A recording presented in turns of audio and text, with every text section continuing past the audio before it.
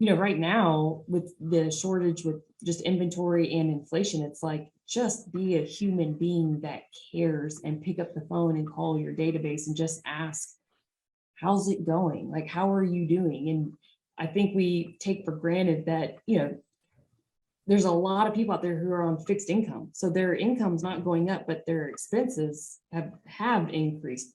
Groceries, utilities, gas, and we don't see our paper statements anymore. So it's not even, I don't even know if we're as aware of those subscriptions that we pay for. And, those are increasing, that it's like, where could this head if we aren't the guide and we're not that world class guide, where it doesn't matter if you're a real estate agent or the mortgage lender. It's just be a human that cares about the people who have shown that they love you, which they show they love you when they do business with you.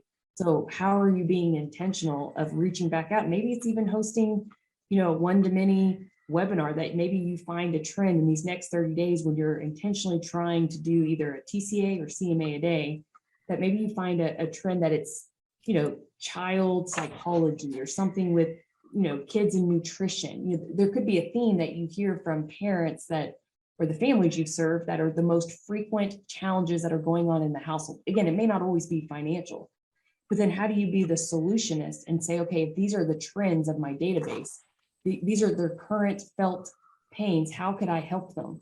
And that's what I like about even doing these webinars. It's like, you could host your own show each week and say, this Monday, we're going to interview, not you and I, but the people who are on this call. Maybe you're going to interview a child psychologist and you're just going to talk through, just like we do here, very informally, just Q&A, let people add in with the chat, but you're solving the pain point that would be valuable to those who need the help right now. And so pick up the phone and reach people when they need it most right now. But you have to ask.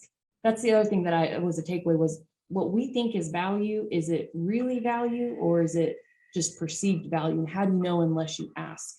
Because some people there was, did I find it as valuable as maybe as Todd did when we were there? Probably not, because a lot of it was about marketing or social media. So it wasn't just as much new stuff for me personally. And I'm probably addicted to learning and I like learning new things, that you have to be careful on who you ask certain questions so that you truly know what value is. And I gave that example, I don't know if you saw it, Todd, with the water bottle.